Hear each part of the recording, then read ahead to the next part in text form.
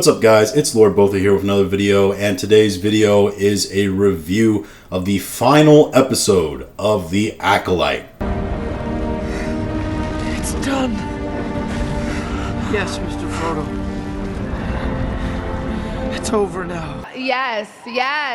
That's right, we're finally done with this show. The series is finally over, unless they decide to greenlight this thing for a season 2. Which you don't think they would actually do, but they're greenlighting Andor for a season 2, and it did less views than this thing. So without any fanfare, let's just jump right into it so we can get this over as fast as possible. We open where we left off Osha in episode 7. She had just put the helmet on, Smiler Ren's helmet, and she was breathing in it. She starts to become distressed in the helmet, and Kymir is there and he sees this and he's like, "Oh no, Osha!" And he tries to save her, but he has to use the Force and enter this shadow realm, the same stuff that the witches were using. His eyes turn black and all of that, and he has to do that and use the Force to try to get the helmet to come off her head. You might have some questions when you see this scene, like why do Kymir's eyes turn black? Why does he go to this Force netherworld? What was Osha seeing in the helmet that made her so distressed? And the good news is you're going to get answers to none of those.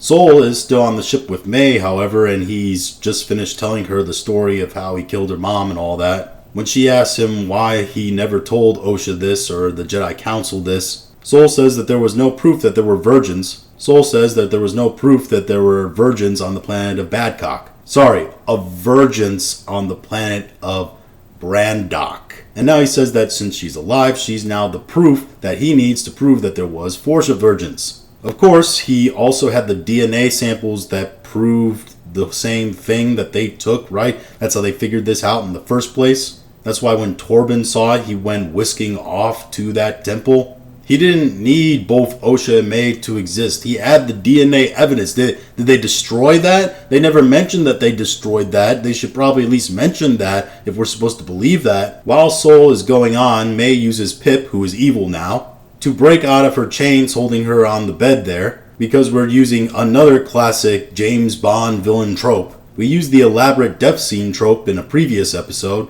Now we're using the villain goes on monologuing too long trope. How this show continues to have zero original good ideas while also producing continuous bad new ideas is astounding to me. When May escapes, she gets into an escape ship apparently, which is like a fighter style ship. She also puts on a helmet when she gets on this ship, and the way the helmet fits on her wig, it reminds me of something. I've seen this before. Hey, Coach. Yeah. I can't get my helmet on. Oh, thanks, Coach. Ah yes, Cool Runnings. A movie about sports adversity that has a lot of diversity and comes from an era when Disney actually made good live-action things. Sol and May then go through a nonsensical chase through an asteroid field, and it looks like Sol is going to try to shoot May's ship and kill her, when he's suddenly betrayed by the Otter Man who's still on the ship. The little Otter Man comes in and he pulls some electrical cord, cuts the ship's power. Why does the Otter Man do this? Didn't he hate May? Didn't he fight May in a previous episode? Isn't he the whole reason that May found out that May was May and not Osha? Without the Ottoman's help in being alerted by him, Sol would have never found out that Osha was indeed May. So what the hell is the Ottoman's motivation? I don't understand it. They then show us Coruscant, and guess what they fucking do? They show us the name Coruscant on the screen again, just so that we know it's Coruscant and not a different giant city planet that we've seen in this show. At the Jedi Temple on Coruscant, Senator Raincoat is there. Senator Raincourt. He's a senator who's supposed to be a callback to the High Republic books and comics. He's supposed to hate the Jedi and all that. So for the 5 people that read those books and comics, good for you. I hope you're happy with this.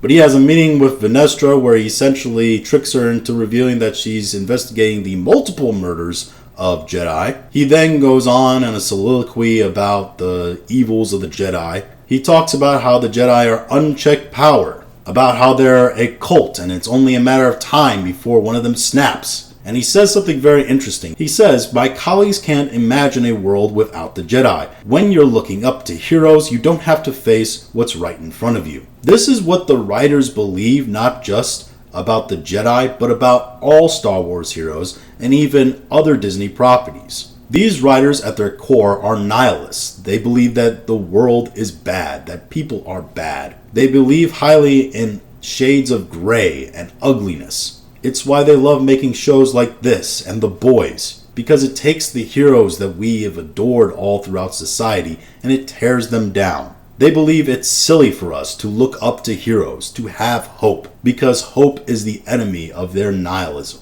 And if their nihilism doesn't exist, then they have to actually think about why they are not more successful, why they may have struggled in their life, why they are not as important as they think they are. The hope that these heroes, that Luke Skywalker, that Han Solo, that Captain America and Iron Man and all the rest represent, is an enemy to their nihilistic beliefs. But we'll step back from the philosophy for a second and refocus on the shitty parts of their nihilistic show. As Kymir and Osha are leaving to go to Brandok, we get a cameo by none other than Darth Plagueis, the Sith that's supposed to train Emperor Palpatine. It's a cameo because he's just skulking in the cave. Essentially, this is just key jangling. It's the writers going, "Remember Darth Plagueis the Wise?" And also, apparently, Darth Plagueis is supposed to be like either not born yet or at max like a teenager.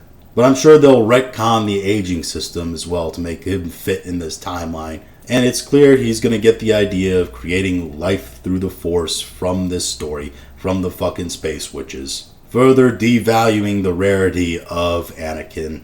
But moving on, May has crashed onto the planet of Brandok. Sol is following her, trying to find her, and he uses his Force sensibilities to try to feel where Osha is. And he's successful finding her general location. Why hasn't he used this power before? Or anyone used this power before? Because you think it might come in handy? We don't know. It's clear at this point, by the way, that everybody's going to converge on Brandok as well. Because Venestra is alerted that Sol is on Brandok now via his beacon. And she and Mog and a bunch of other knights go to try to find Sol. So everybody's going to Brandok now. By the way, I rewatched this. So in all this span of time that Sol leaves the other planet and he's telling the story to May of what happened to her mom, Venestra and the original rescue party, right? They went to the other planet, searched the other planet,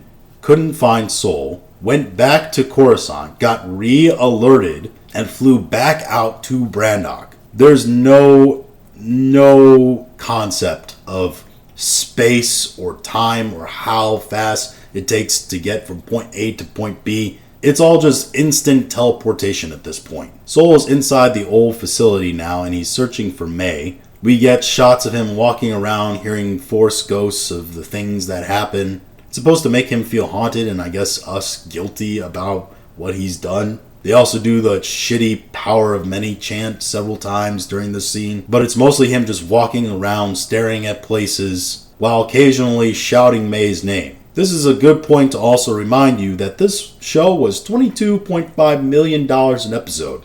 Again, roughly about $8,000 to $12,000 a second. Eventually, Sol comes upon the bridge that he had to let one side fall that would have killed May, right? And he gets haunted by it and he turns around and runs away. After he does, May pops out from underneath there on the cliff and jumps up and she does a little power pose because... metaphor. Osha and Kymir arrive and they go to the facility as well. They find the front door entrance and Osha is like, this entrance is the only way to get in and out. And Kymir is all like, You sure about that? You sure about that? You sure about that? and then he just disappears. So Kymir, Sol, and May all found different ways into the facility, but apparently Osha's being left out in the cold. But Osha here gets to show off her tech mechanical skills, right? She opens up the panel and she hotwires the elevator to open and to work. That's right, she hotwires a derelict elevator that's been sitting for over a decade that also went out of commission when there was a giant fire that was supposed to have burnt all the electricals and exploded the generators. Eventually, Kymir and Sol run into each other. Kymir and Sol fight. It's actually a pretty good sword fight. That is until they decide to do this Crouching Tiger, Hidden Dragon bullshit. where they slow-mo jump out of the side of a bridge. And they'll continue this slow-mo shit all throughout the fight. We also get to see Kymir's mini saber that apparently he has shoved up into his larger saber that he can unlock from the bottom. This little mini saber is going to play an important part in a criticism that comes up later. Osha and Mei also meet up in their childhood room. Mei then tries to convince Osha that Sol killed her mother and lied to her about it, which again, Sol did do, but was justified in doing because he thought her mother was trying to kill her because she turned into a giant smoke monster and was lunging at her. And also when Sol stabbed through the smoke, which you can move as, she reformed around the blade. And Mei is trying to convince Osha that Sol is actually the reason for her grief and anger, and that's why she couldn't control her emotions and she failed out of being a Jedi. Never mind the part that Mei played in all this by actually starting the fire that escalated everything. Never mind the fact that Mei literally told her sister, "I will kill you." Never mind the fact that it was Mei, along with her other mother, that ran out and gassed everybody up to get ready for battle with the Jedi. Also, this is a good spot to point out that Amandla, still a horrible actress. She does both emotes that she has in the bag here. That's right, she does both on the verge of crying and the blank stare face. In fact, she even shows us the one more other emote I think she has, which is rage. And when this happens, guess what we get? We get another goddamn Jedi Kung Fu fight. Why are we so obsessed with Jedi Kung Fu fights? Why does this show have Kung Fu fights and bows and arrows and magic? How is this Star Wars? While fighting with Kymir, Sol whacks the top of Kymir's lightsaber, melting it and destroying it. But you know what Kymir doesn't do? He doesn't pull out his mini lightsaber to fight with. Why? The hit isn't that low. He should be able to still take it out and it should still work. Just another thing that doesn't make sense in this show. Kymir is then going to be killed by Sol, but Mei is able to stop him. She tackles him, steals his lightsaber. Sol then reveals to Mei that her mother created both her and Osha using Avergence and the Force, and they're not actually twin sisters. They're actually the same person that had been split into two. Which seems like a really big deal in the lore of Star Wars, and then is just completely glossed over because Mei tries to get Sol to admit that he killed their mother. And she wants him to admit this here and there because Osha's standing by, and she wants Osha to hear him admit it. He does admit it, and then before he can fully explain himself to Osha, she decides to start force choking him. At least we're not supporting negative stereotypes about women that they are so emotional that they don't let people explain themselves before acting irrationally. Sol is able to prattle off that he had no proof of Avergence until Mei was around, which again we know is not true, and he's able to say that he did this because he loved Osha. Brother, Which seems a little weird because he had just met Osha when he did this. Even fatherly love seems a little bit quick for a kid. But essentially, Osha force chokes Sol to death. This whole time too, by the way, Amandla's emotions on her face, completely wooden. Just then, Venestra and her crew are getting off her ship and they sense Kymir. Well, Venestra senses Kymir and she's all like, "You? I thought you were dead." It's very clear that Kymir and Venestra know each other because he gets freaked out when she senses him. He was either her Padawan or her lover or her rival or something, but he fucks right off and disappears. The sisters then try to escape the area. This whole time, I guess we're supposed to be rooting for them. I don't know why. I kind of hate them at this point. They just gaslit and killed a guy who, in my opinion, didn't really do that much wrong. When Venestra and her team get there and they find Sol dead, she tells them to set up a perimeter, and then she tells her Padawan to use the tracker. It's a little weird because when they show them next, it seems like the Padawan and the whole entire fucking Jedi team are following the tracker. It's like, this isn't what she said to do, guys. There doesn't seem to be more of you than the number that's following this tracker. Mei and Osha go to the tree where they were as kids. Mei tells Osha she waited at this tree for a long time for her sister to come and find her. Mei also finally apologizes for destroying their home in a fire, which led to, the escalating of the situation and also the circumstances to which her mom was killed, as well as the death of probably several other witches. Again, she also doesn't apologize for threatening to kill her sister when she was a child. Chimera also pops up at this moment and tells them essentially we gotta go. Osha's like, we gotta turn ourselves in and explain everything to the council, they'll understand, blah blah blah. And Chimera and May are like, no they won't, they'll just try to kill us when they find out how powerful we are. They'll try to kill us like they did our mother, who again died by accident because she turned into a smoke monster and lunged at a child, and so thought that child was in danger. But again, we're supposed to feel bad about this. May decides she's going to stay behind and she's going to be the one that's captured by the Jedi. Why she has to stay behind, I don't really know why that's made clear. I guess it's because their ship only fits 2 people. Maybe that's it. So Chimera says he's going to wipe May's mind using the Force, because you can just use obliviation charms from Harry Potter through the Force now. I didn't know you could wipe people's minds using the Force. That would have come in handy for, I don't know, say Anakin when his mom died, or any younglings when they're taken from their parents. But he decides he's going to use the Force to wipe her mind so she can't remember any of them or remember where they're going to when the Jedi find her. You know what they could do? They could have Chimera and Osha, I don't know, just go to a different planet. But no, they have to go back to their home address, I guess. By the way, it's at this point that I finally realize these writers are taking hints not from Star Wars. They're taking hints from things that they know and they grew up as theater kids loving. These writers are borrowing heavily from fucking Harry Potter. It's very obvious. People moving around as smoke creatures like the Death Eaters or just apparition in general. The heavy reliance on magic and witches. The idea of using a memory charm through the Force to cut out all the memories of somebody, like Hermione does to her parents in the Deathly Hallows. And May says that Osha is now going to get the training she was always meant to. And what this show is really trying to do with this whole idea is establish that the Jedi are bad guys. They're shown through this action and the speech that Raincourt makes that the Jedi are supposed to have some kind of false control over their emotions. And eventually this false control falters and they end up breaking down and somebody snaps. Meanwhile, the Sith are good guys because the Sith embrace their emotions, which makes them more free. But what the writers fail to understand is that this is not inherently what the Sith are.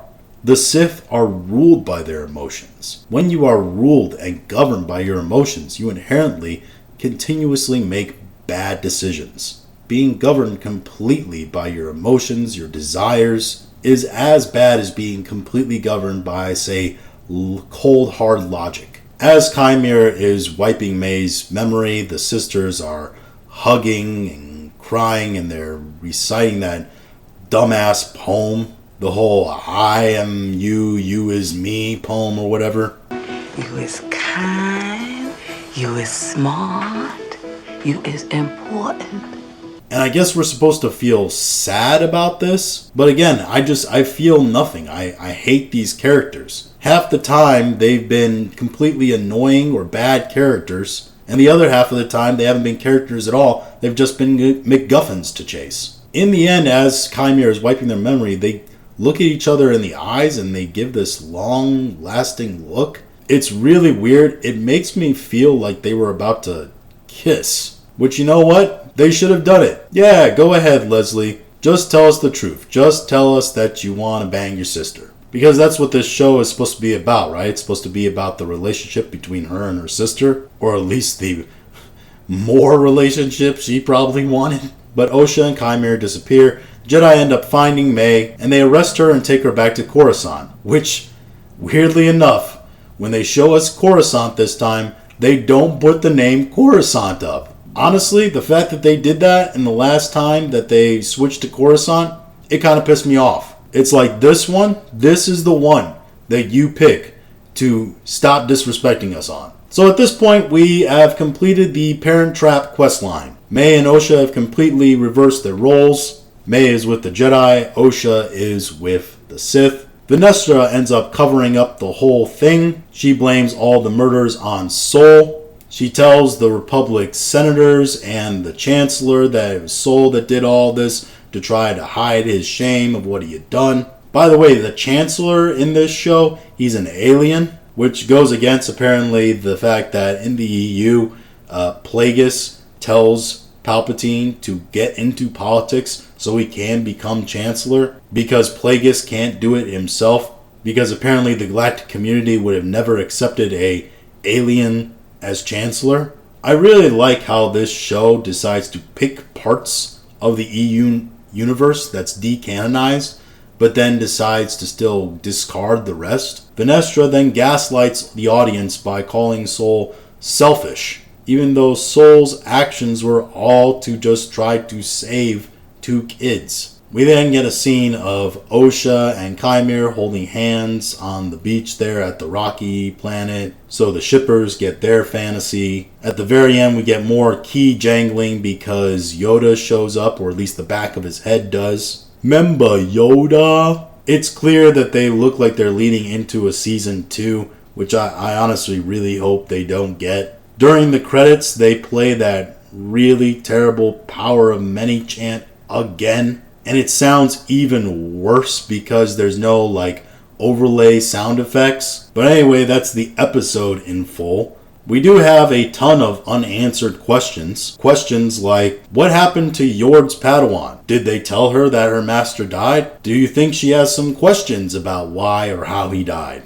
Why did Chimere's eyes turn black and he go to that Force Netherrealm to try to get that helmet off? Again, what was Osha seeing in that helmet that made her so distressed? Where was Darth Plagueis hiding on that small rocky island of that planet that he wasn't run into by them this time? Why was Darth Plagueis there? Does Chimere know about Darth Plagueis? When Sol and Chimere originally fight on the other Forest planet, Chimere told Sol, "You don't recognize me, do you?" And Sol said, "You seem familiar." What is the connection between Sol and Chimere? How are all those Jedis and the Otterman gonna keep quiet about what actually happened on Brandok? Especially now that the Senate is giving an external review of the Jedi, right? I mean, somebody's gonna leak. Somebody's gotta talk, right? Anyway, these are just some of the big questions. There's many more questions, and not just of the plot, of some of the practicality and effects and